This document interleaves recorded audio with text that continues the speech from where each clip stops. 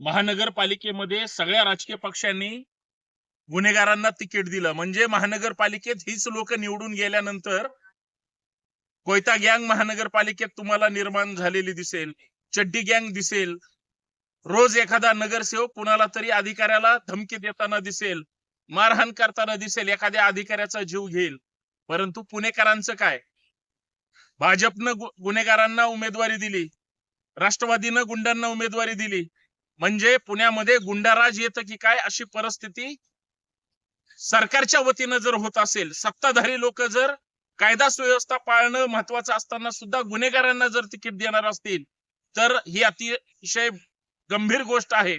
Sambhaji brigade या सगळ्यापेक्षा बाहेर आहे, बाजूला आहे.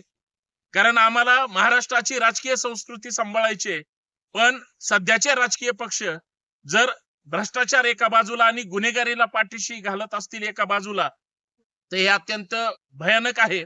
पुणे महानगरपालिकेमध्ये पुणेकरांना विनंती आहे, तुम्हाला चांगले लोक निवडून द्यायचे आहेत का गुन्हेगार निवडून द्यायचे? आता ही ठरवण्याची वेळ आलेली आहे.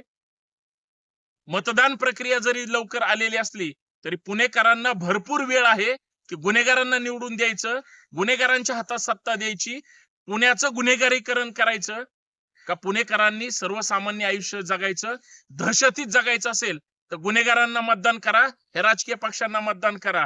जर गुन्हेगारांना मतदान नसेल करायचं तर सच्च्या चांगल्या निष्ठावंत पुणेकरांना मतदान केलं पाहिजे.